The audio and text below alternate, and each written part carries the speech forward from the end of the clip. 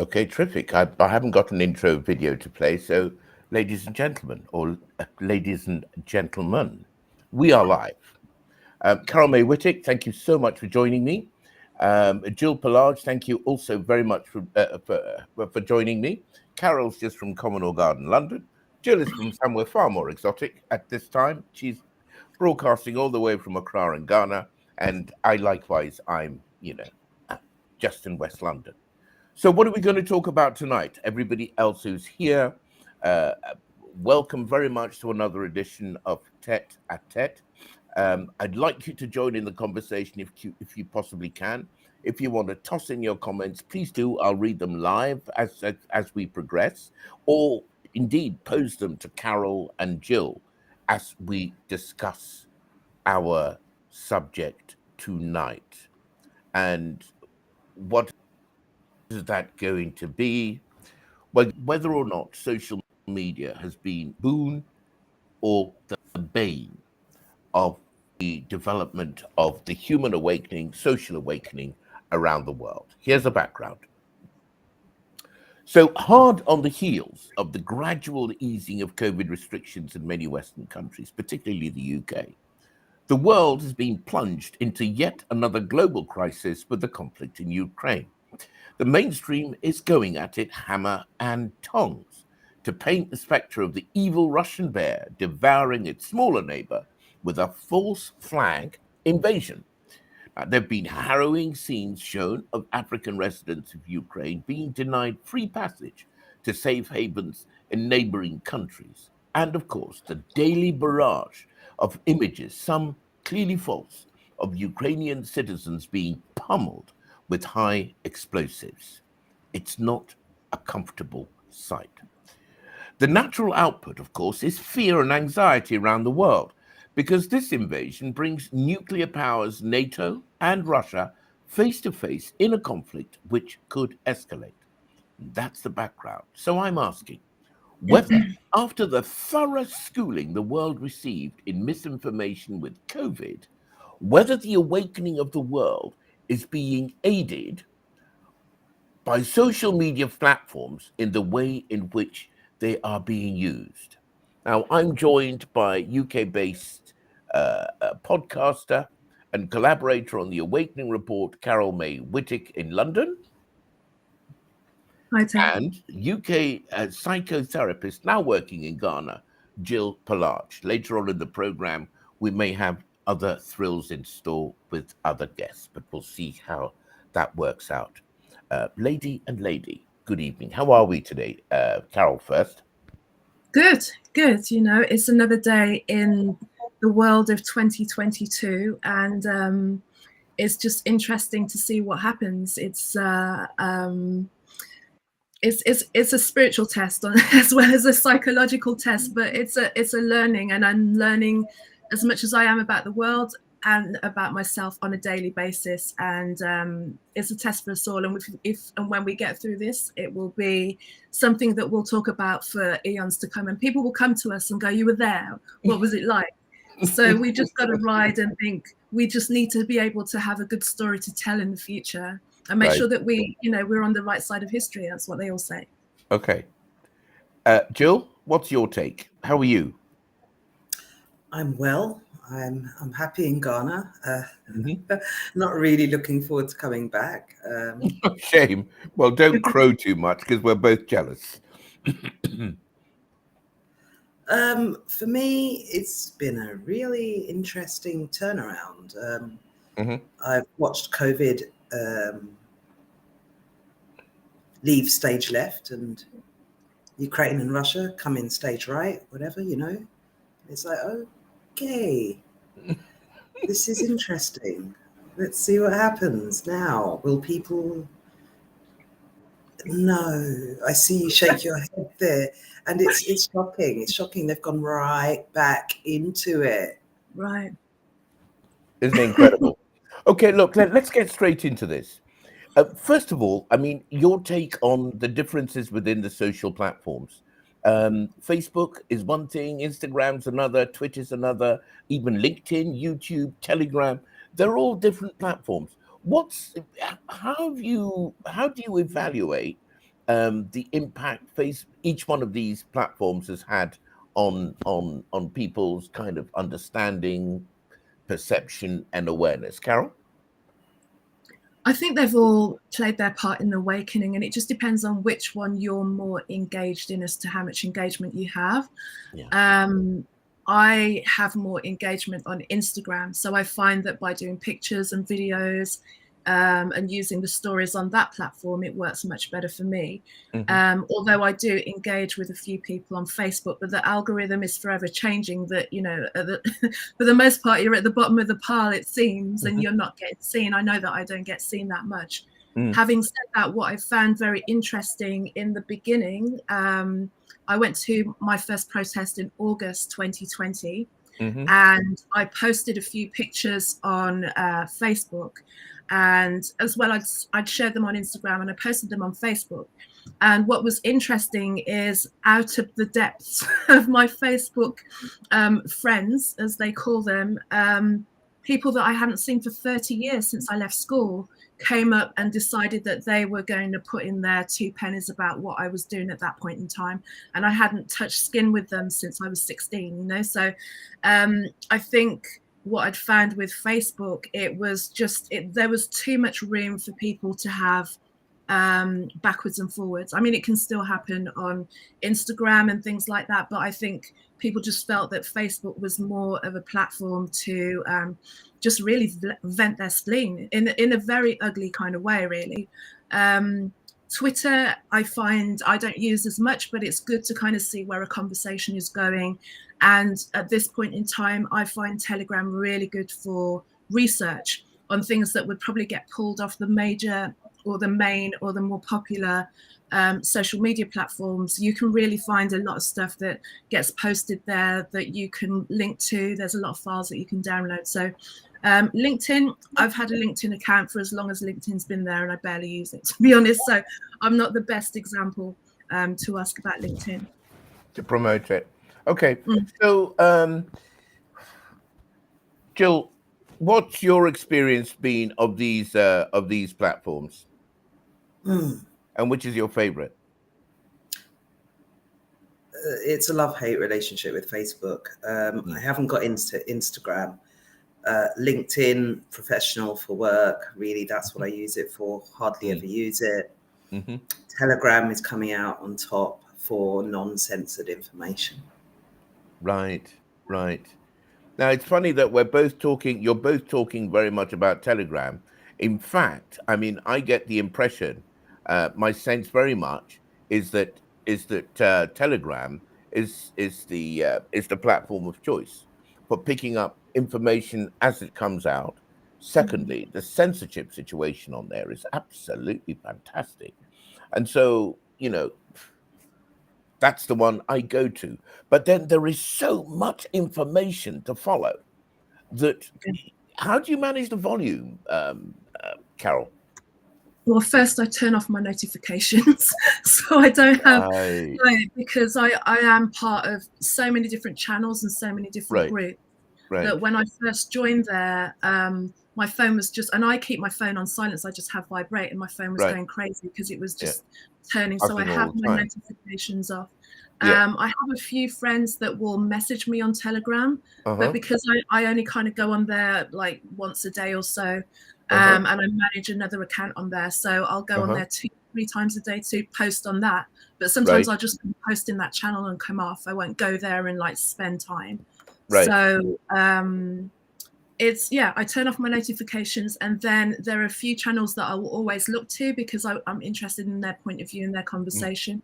Or sometimes if there's something that you're trying to get a video or a file, you can go there and you can literally put the word in the search bar and it will bring up things that have been posted relative to that in chronological order. But you just have to you do have to be accurate with your spelling. It's not like Google. They're not that advanced. It's not that intuitive.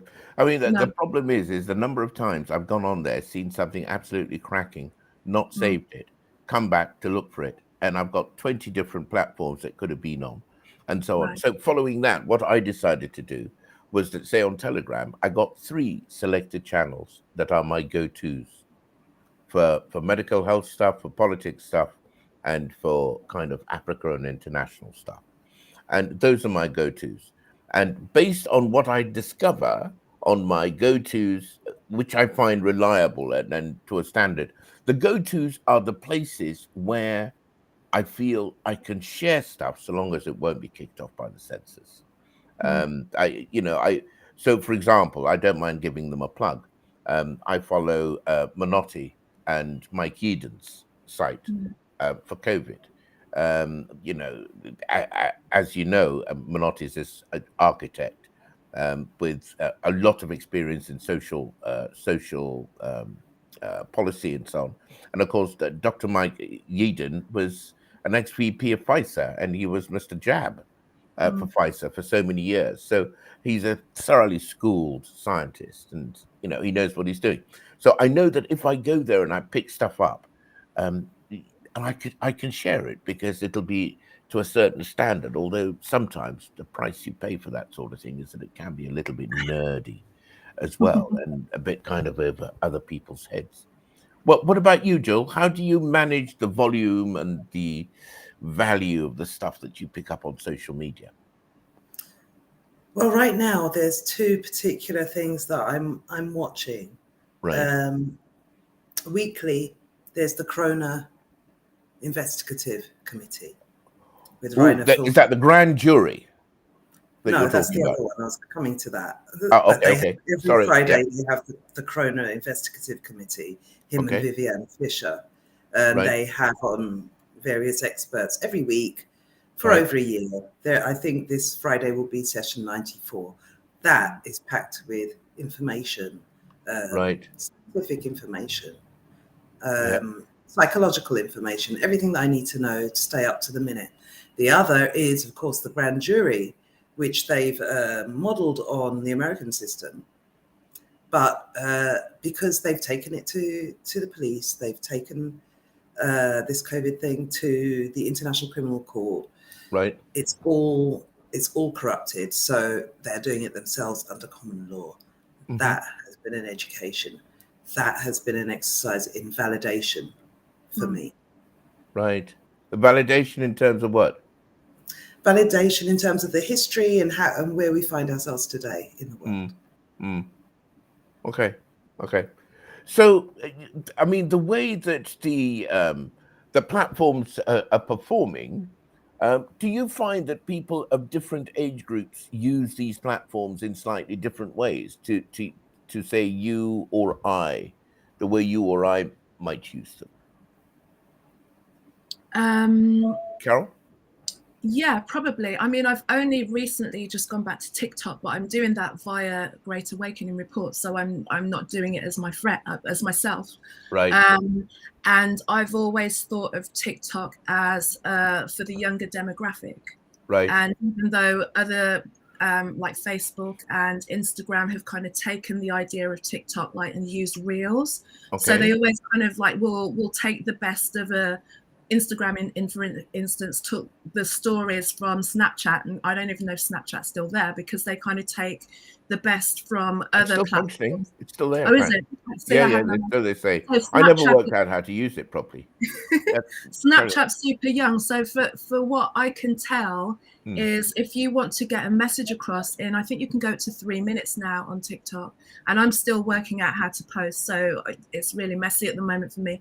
But it's a real way of being able to, if you want to do almost like an overhead projection, is the only way that I can say, because you'll create a green screen behind you.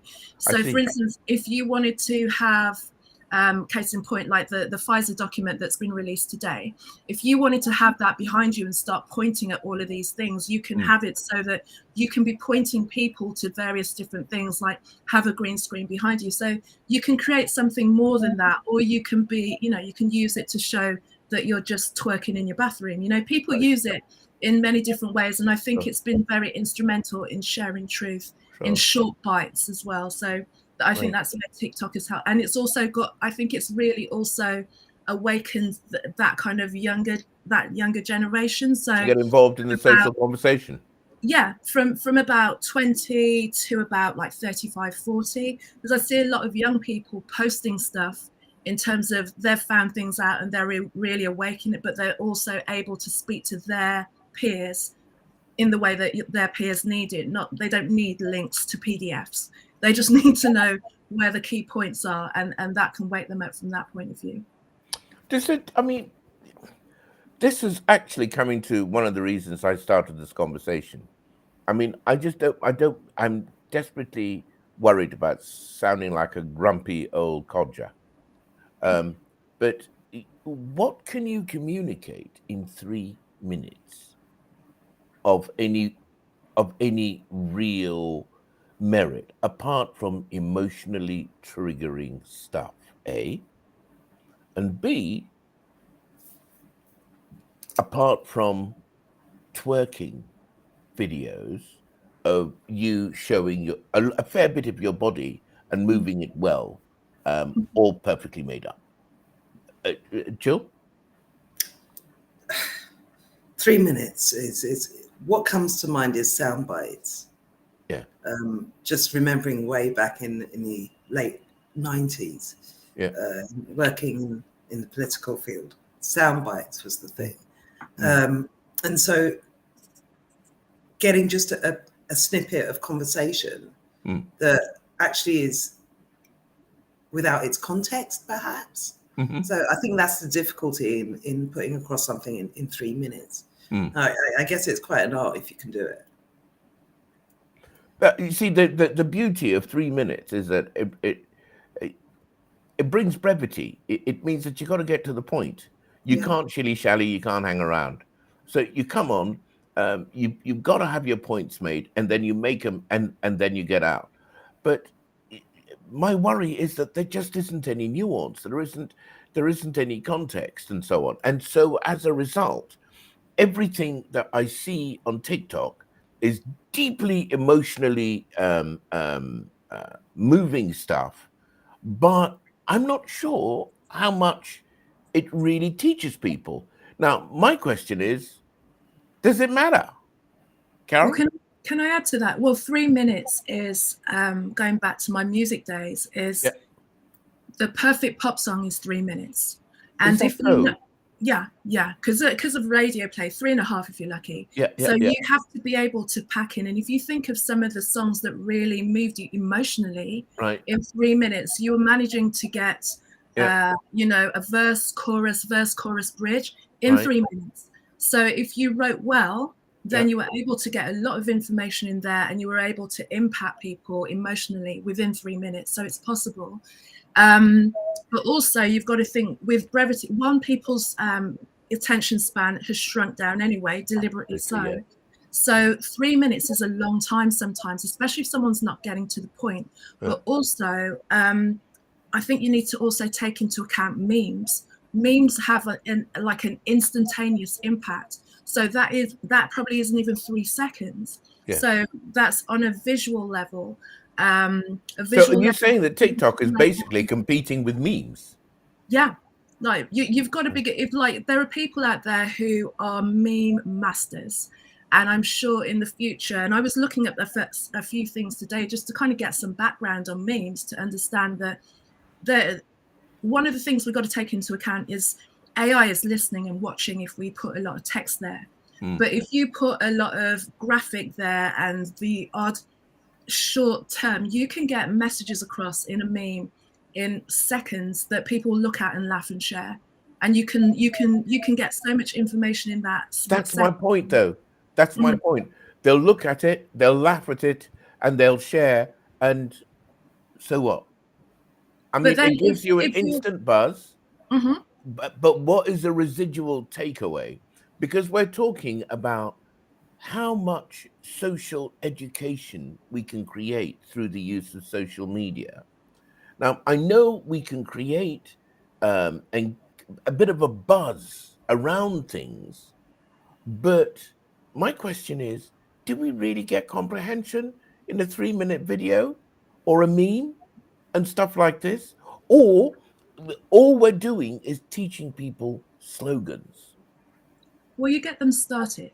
You get someone started, and you'll pique their interest, or you'll show them that they're not alone. I mean, on the opposite side of a meme is, you know, your virtue signaling hashtags and you know, whatever people are putting in their profile pictures, depending on the way the wind is blowing. So it has a huge impact because it does create an idea of identity and understanding.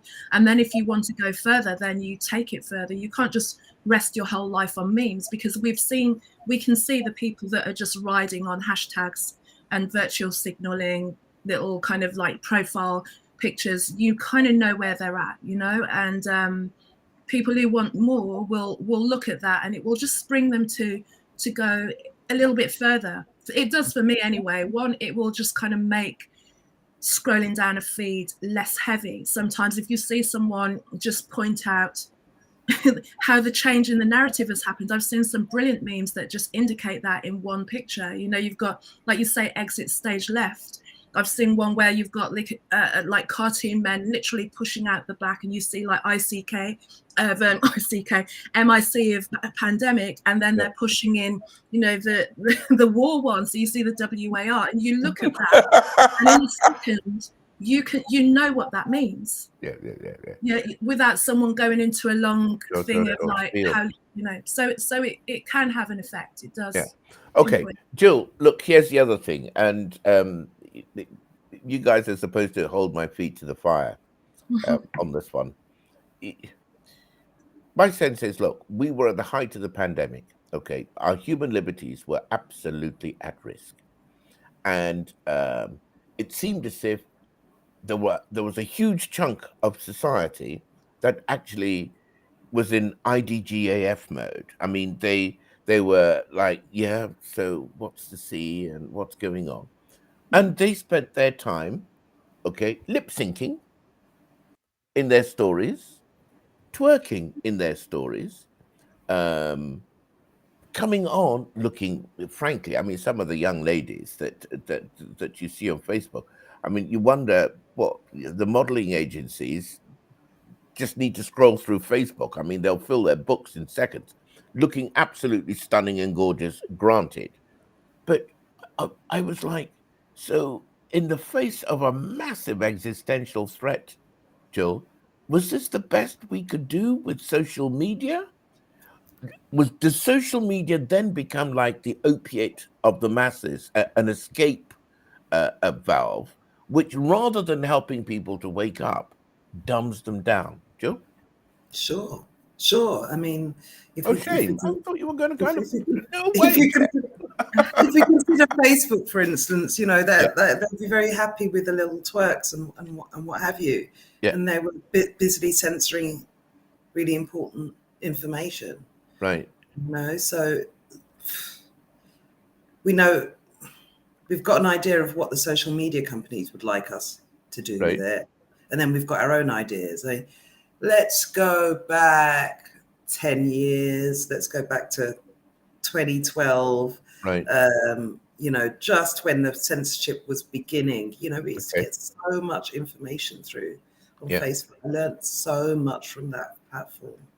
Yeah. And now that's changed, and it's almost frowned upon. And in the last couple of years, there's some people that have just completely ignored what's going on with COVID. You know, they've either completely ignored it, checked out. Young people. Okay. If they're not scared, they're going to kill their granny. They're right. They're realizing that there's certain things that they can't post. Sure. You see, I don't, you know, but there must be people who are jab agnostic and pro-jab who watch, you know, this video and I completely respect people's choices. But what surprised me was that with the concerns that were raised in the wider society, there was still lots of profiles, say on Facebook, promoting the mask and advertising to the world that they'd been jabbed. I saw a couple which said I'd just been boosted. Mm-hmm. You know, so you really wondered whether any of the conversation that had taken place in the months prior had landed. What do you make of that? Carol? Well, how I respond to that is any time I'd seen anyone whose profile picture was advertising that's what they were doing, I unfollowed. I muted. I just thought it's not for me to even be tempted in a low moment to start going on under someone's posts and kind of telling them all of the stuff that I've found out about what I think is happening. I don't want to spend that amount of time on social media and spend my time expending my energy, because after that incident with the protest, I learned that it's a waste of time. So that's how I dealt with that. And I'm very particular about who I'm following. So it might seem that I'm in a kind of echo chamber, but I choose what feeds me in life and online and media. What you engage with. Yeah. And which one is the echo chamber? So if I'm just having people who see things the same way, then yeah, it can just create kind of this, we're all talking about the same thing, but at least we're kind of bolstering each other up, because it's us against a great majority of people who don't even realize that they're being steered. And at the moment, it's for me to really just protect my mind and protect my emotions, because if I don't, then going online is going to be a problem for me. And also then recently I've just had to mute a few people who've decided that suddenly they stand by a nation that they couldn't pinpoint on a map. It's like suddenly you stand by this and you don't really know what it's about. For days now I've been trying to work out what's going on, and I'm hearing all different colors of things, and I really don't know what the truth is, aside from what is being foisted from the mainstream. Ain't it? That's the only thing I can be solid about. But then there's so many other possible narratives that are happening about what is going on there. To just kind of come on and virtue signal and put a flag there and a hashtag isn't really enough. And I've not really directly posted about it. The only thing that I've posted in reference is trying to just kind of put things out, like, asking people how interesting it is that we were kind of running away from something that was deadly, and suddenly now we care about something that's far away and we're standing by that, whereas your freedoms were and are still at risk on your doorstep, and suddenly now you're concerned about things. And what you've got to also bear in mind about what we see online and social media or any media is technology is such that you can be looking at something, thinking you're looking at something, and that not be it. Yeah, absolutely. And I have a real concern. Could you speak up a bit, please, Jill? Yeah, I have a real concern about this change of tack to war, because Carol, you've just hit on a point. Our freedoms are being eroded, and I'm wondering what is happening on that stage over there whilst everyone's looking over there. And that's where social media seems to be co-opted by mainstream. What do you mean? Well, you mean it's being used? Yes, it's being used. It's actually being used to distract people. Okay, yeah. Because here's the thing: as far as the United Kingdom's concerned, the Ukraine crisis was a godsend to Boris, because the day after the invasion took place, so-called invasion took place, the Tory party said that they had to get their priorities in perspective, and so Boris could no longer really be taken to task for Partygate as it happened. There was that. Secondly, it suddenly took away attention from Prince Andrew and his shenanigans, even though he's got a settlement with the Giuffre lady. Of course, if Ukraine hadn't blown up, we'd still be talking about it, still be making headlines. Then we got the police bill, which is coming up here in the United Kingdom. This is only in the United Kingdom. The police bill, which is going to affect how we demonstrate freedom of speech and who we associate with, because it could happen that if you're seen at a demonstration and so on, with with other people, I mean, you could all be in serious trouble. Then comes the big one about the human rights legislation being amended to a Bill of Rights, which is going to try and balance your rights as a citizen and society's expectations of yourself as a society. You know, so there's a lot that's riding on this, which we're now completely turning our eyes away from onto something else. And yeah, that makes your point. Yeah, and other things as well that suddenly seem like yesterday's news but are still very prevalent is what happened in Canada, and then also the convoy that's going towards DC. Because as a result of that and the invocation of the Emergency Act in Canada, then it was all right for them to go in and just like freeze people's bank accounts, and not even just freeze the bank accounts of the people that were there, but freeze the bank accounts of people who just gave, you know, a few dollars to kind of help the cause as well. So that in itself is concerning, because you've got to think, so somehow they, you know, we need to be keeping aware of that, because when all of that was really kicking off, it was interesting that none of the Western leaders kind of stood up and went, hang on a little bit, that's a bit rough, you know, why are you treating them like that? And suddenly now, if you see how everyone is standing by this country, I mean, I took it upon myself to watch some of the State of the Union address in the US as well, and it was hard going. I had to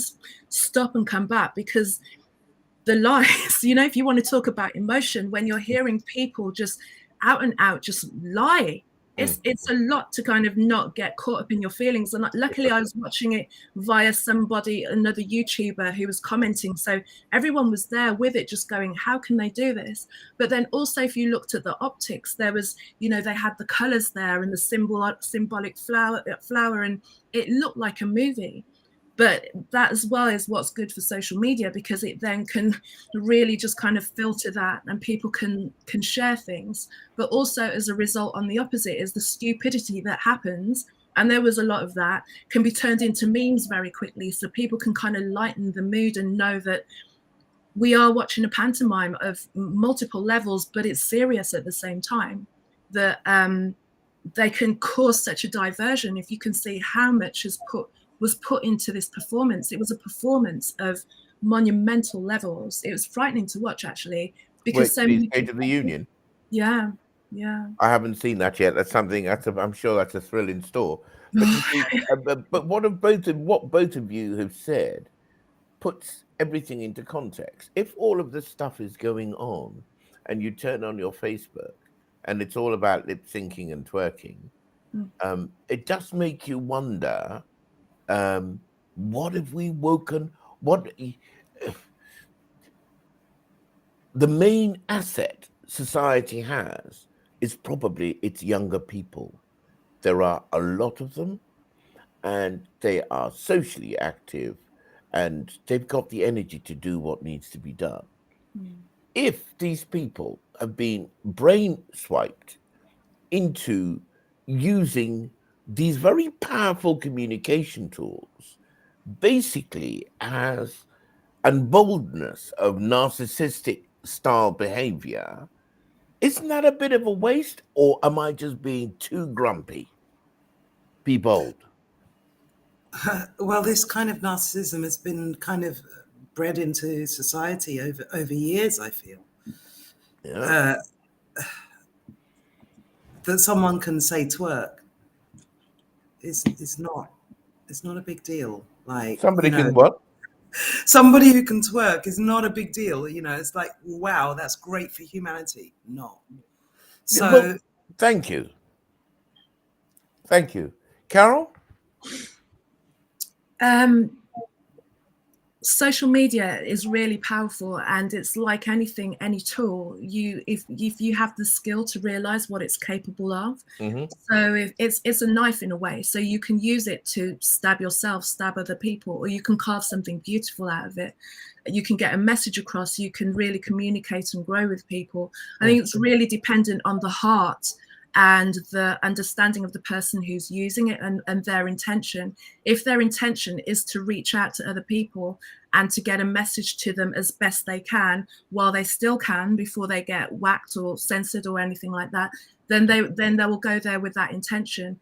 If on the other hand you want to be an Instagram model, then you will be, you know, twerking, and you'll be following all of the accounts that want to see you twerk and appreciate you twerking, and using it for, people use social media for so many different reasons, and I think you have to go there with intention, and whatever that intention will be amplified by the intention that you go to social media with. So that's, you know, that's I think that's what it's dependent on, is your conscious intention before you go online. Okay. There is something about... I'm going to ask you guys something else. Silence versus declaration. A long time ago, the former president of Ghana, Jerry John Rawlings, said that there was a culture of silence in his country. And the culture of silence was that nobody ever spoke up. And as a result of nobody ever speaking up, things went around in circles. And things could be flagrantly wrong. Nobody would, you know, people just wouldn't be aware of it. It wouldn't be brought to light. Now, what I find curious is that here in the United Kingdom, people behave exactly like Ghanaians. I mean, you can have something that's flagrantly wrong in front of you, and everybody can just literally decide not to mention it. So Yeah. how do you handle something like that if you're in a position of, say, advocacy and want to wake people up to get them to, you know, bamba and G with the big boys, as it were? I assume they're listening. Sorry? I have to assume they're listening. Right. So you mean you go out there and speak your truth anyway? I speak my truth anyway. I speak my truth anyway. And what I've learned over the years of speaking my truth is, it's like throwing a seed into the soil. Yeah. Some will germinate. Some will germinate. Sometimes it's years later. And I have experienced that. So give me an example. A good example was racism, Right. and being at uni. Okay, And speaking my truth about that, because all the books were European. Everything was European. It's like, okay, so how do I work with the rest of the world? You know, how do I do that? And after a while, I had to speak up, and it was not heard. It was shouted down, but it didn't matter, right? Years later, just one person. It only takes one person to say, "I get what you were talking about now." You see, that's interesting. Carol, what's your take on that? I agree. And to be... You're very clever in the stuff that you do, because your stuff is very suggestive. Sometimes I watch your posts and I think, what's she trying to say? Because she never posts anything without a cause, as it were. I just saw the one you did this afternoon about the child and the photoshopping of the video, and I was like, where's this child's phone? I was thinking, okay, oh my God, Carol's gonna found a video of a young Ukrainian guy who is having to crawl across the roof of his building to get to a safe room because his parents abandoned him or whatever. And then I suddenly saw you do the trick with the Photoshop and the yada, yada, yada, which shows that, okay, so this is a post which is saying, be careful of what you watch, because not be careful everything of what you believe. Not everything is as it seems. Yeah, because what seems to work better for me is to just kind of prod the bear slightly, just prod the bear slightly and just leave something and just leave it there. Because in trying to have conversations with people to try and like awaken them from a forward facing conversation and go, look at this, it's not going to work, because all their shackles are going to go up. Yeah. And it will either be that it's too much for them and the cognitive dissonance sets in, Yeah. or they're slightly embarrassed that it's something that they don't know about. Sometimes that comes into it. And I'm not trying to prove that I'm cleverer than anyone else. At all. That's not the thing.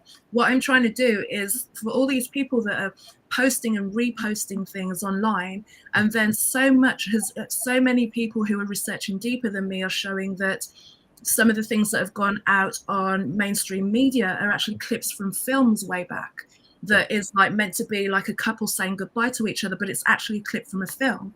Or, you know, if we take a closer look at these men with guns, the guns are actually cardboard cutouts. So, you know, it's all these things that are being shared that get your emotion. What I'm trying to show you is, how do you know that what you're looking at is real 100%? Because that little clip shows a boy walking on a pavement, and then someone can actually put in the Photoshop and the CGI, and it will make it look like he's like teetering on the precipice and is about to fall to his death. So in the same way, we don't know all the things that we're seeing of things being blown up are exactly as they are, or as they took place in the time that we've believed them to take place. Because I've been to Ukraine a couple of times, but you can show me videos of Ukraine, it could be down the road, I don't know, you know. So just because you put it on the screen and tell me that this is happening in this place and it looks so terrible and people are crying, then, you know, you can kind of get swept in the story, because the barrage of information and visuals that have been thrown out there to get people on board with this is suspect. It's just too suspect. There's too much footage in too short a space of time. And it's always interesting that someone seems to be in the right place at the right angle to catch the thing that goes off and post it very quickly.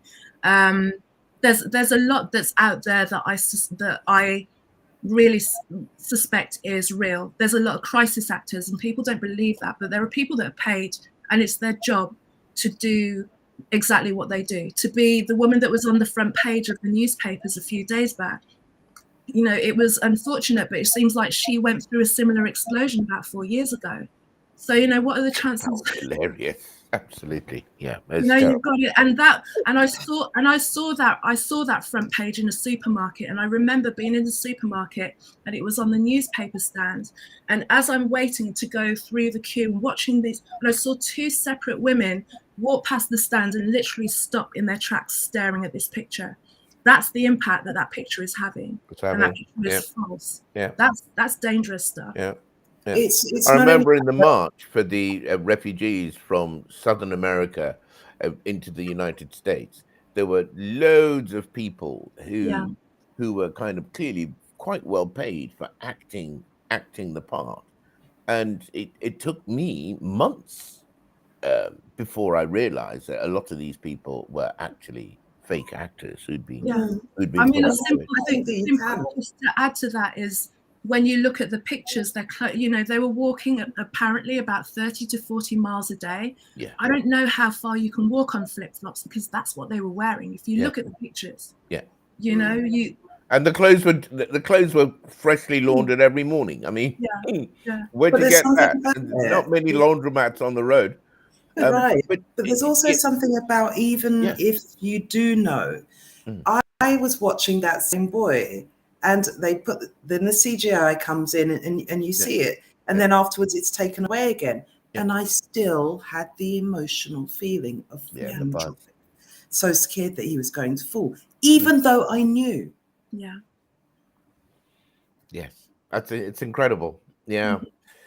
So how do you get the best out of social media as a change agent, as a way of waking people up?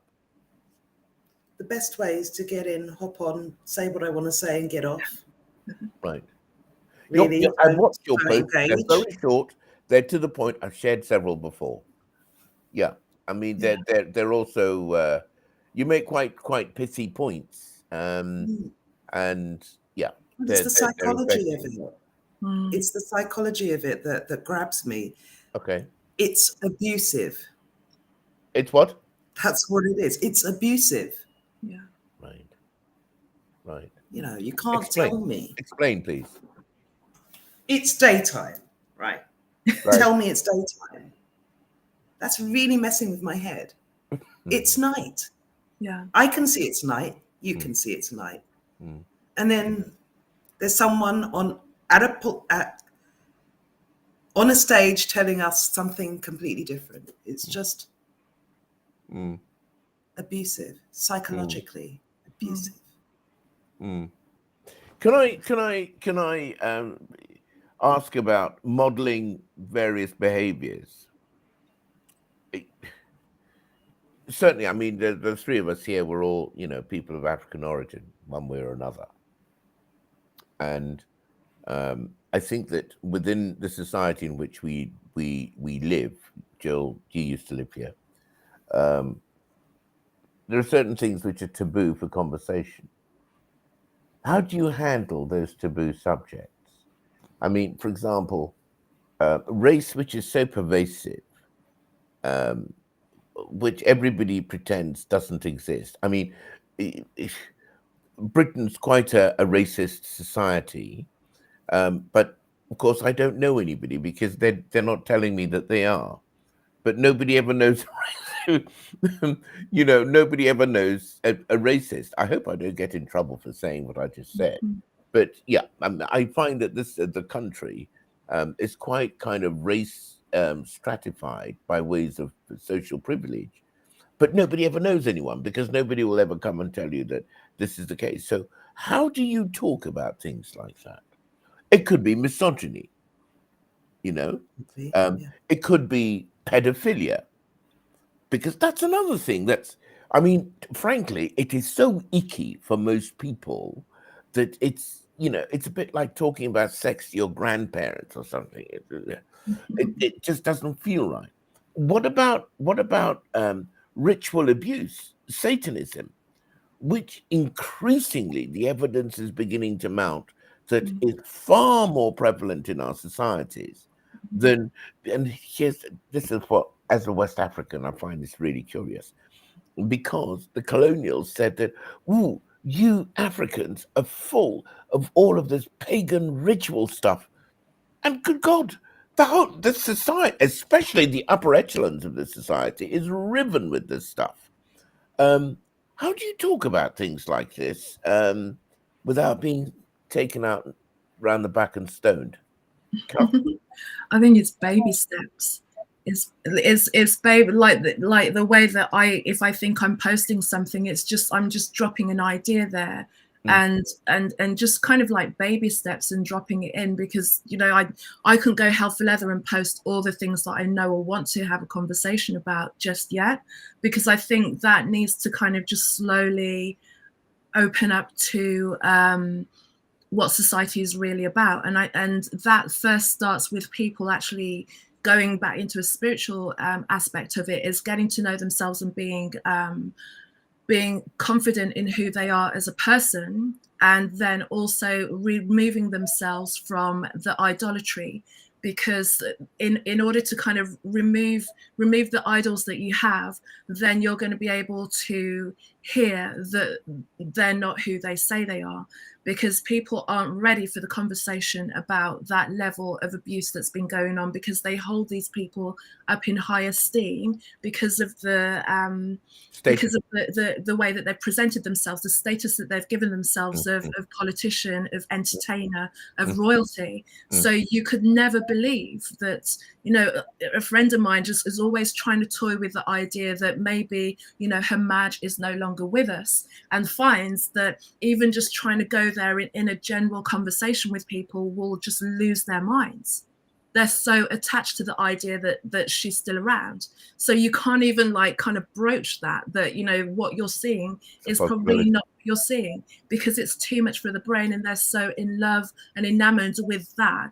So you have to see people kind of push people off their pedestal first to really find out who they are. Otherwise, you know, everyone's got their fave, like, no, it's my fave, they wouldn't do that.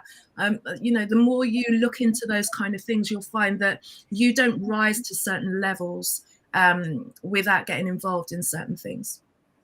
Okay.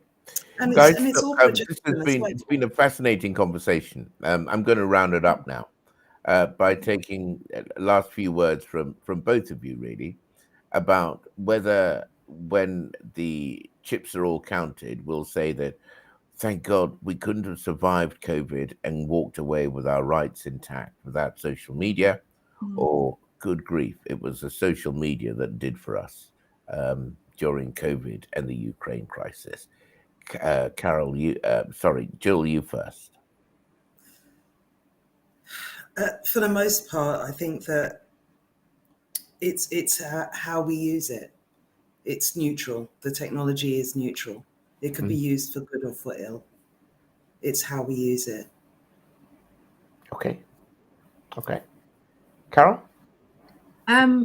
I agree with Jill. It's how you use it, and I've gained more connections because of social media over the past 2 years of like-minded people, and also seeing where other people are at as a result of being on social media, that has allowed me to just really refine my circle. And the way that I use it is I'll continue to use it as best as I can while I'm still here, online. And I'd also say I also look at the comments when something is posted, just see what the conversation is underneath, because that can a lot of people who comment under a post can actually lead you into more information as well. So for that reason, we couldn't do without it, because if we didn't have this, we'd have to be on the street with pamphlets trying, and we were all locked down, so it never happened. So it helped us. Wearing those boards, kind of having your say, which I worn once in one of the marches. Okay, well, look, Carol May Whittick, Jill Palash, thank you both so much for spending your time with me this evening. I'm going to post this out on my Ted Kofi's media page. It'll also be on my YouTube. Please comment, share to your followers as well, so that we get as many views of it as we possibly can. It'll be going out later on this evening in about half an hour. Okay. So Great to be thank you with so you much. both. Thanks for joining. And you must come again. You must come. Of course. Okay. Thank Night you. night. Bye-bye. Cheers.